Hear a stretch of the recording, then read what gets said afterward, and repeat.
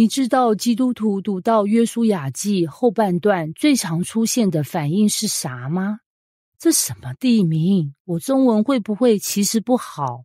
沒錯，讀分地名單就像讀一整份 IKEA 零件表，看得懂字，但完全不知道煮出來是什麼。約書亞19章一開始就來個巨大轉折，西緬支派沒分到自己的地，只能住在猶大中間。你知道這像什麼嗎？就像你爸媽跟你說，孩子啊，叔叔家很大，你就住在他們客廳吧。你心裡想，我有家庭嗎？還是我是家庭的一部分 DLC？ 為什麼會這樣？因為猶大地分太大，空間多到能開2間 Costco， 於是西緬被塞進去，就像租屋社團有人貼文，主臥分租，室友非常友善，只會偶爾出現40萬人。這段經文不只是地理分配，它其實在透露一個真實的人性。有時候神給你的不是一塊新的地，而是把你放進別人的祝福裡。你覺得自己像影子房客，但神說，這是我設計的，你不是插隊，是被安排。從3到8節開始，聖經的語速突然變成饒舌模式，巴拉、以森、比土利、何爾瑪、喜格拉、伯、馬加伯。讀到後來，你會懷疑，我是不是沒有正式上過中文課？但這些地名全部都在說一件事，神在乎每一寸土地，每一個位置，每一個人真正落地生活的地方。我們覺得分地名單很無聊，但對當時的人來說，這不是名單，這是你家的地址。你家地址會無聊嗎？只有停水的時候才會知道它多重要。接着10節開始是西布倫支派，西布倫的分法更像是在玩跑地圖遊戲。起點在撒利，往西到馬拉拉，往上到大巴舍，整段讀起來像 Google Maps 操作實況。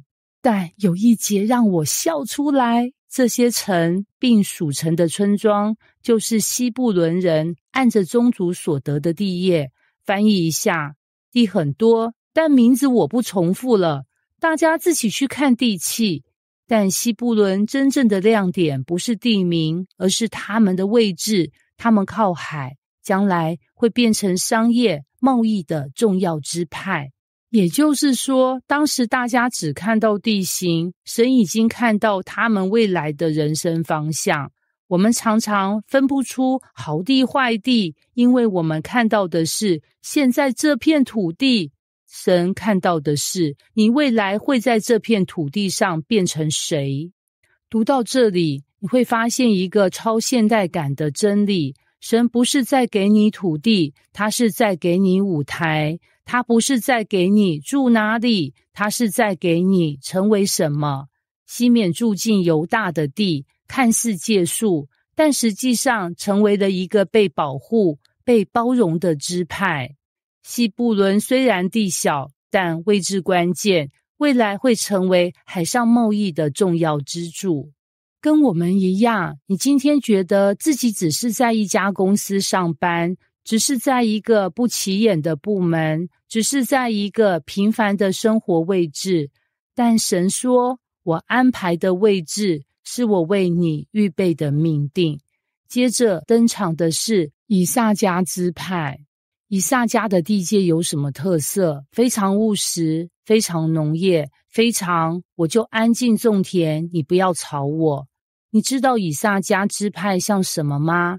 就像一群喜歡喝手搖，在週末只想睡覺追劇的上班族。大家在那裡打仗時，以薩迦說，你們加油，我在家顧菜園。但你別以為這樣很弱，他們在聖經中很常被形容為勤奮、有智慧，專門分析時事的那種人。什麼意思？他們不是搞戰略，他們是搞時代趨勢的。不搶風頭，但常常選對那波浪。超像那些不太說話，但股票從不賠錢的朋友。他們的分地包含書念、積善、拉幣，全部看起來很平凡，但其實都是肥沃、適合耕作的地。這就讓我們看到一個真理：有些祝福不浮誇，但超實用，看起來沒有海景，但你穩穩種田，就可以養活全家3代。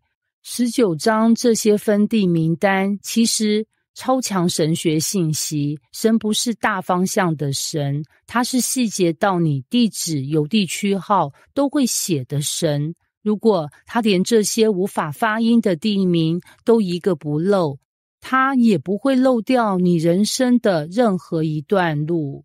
你以為他忘記你，其實他正在畫你的地圖，只是你現在還看不懂縮寫。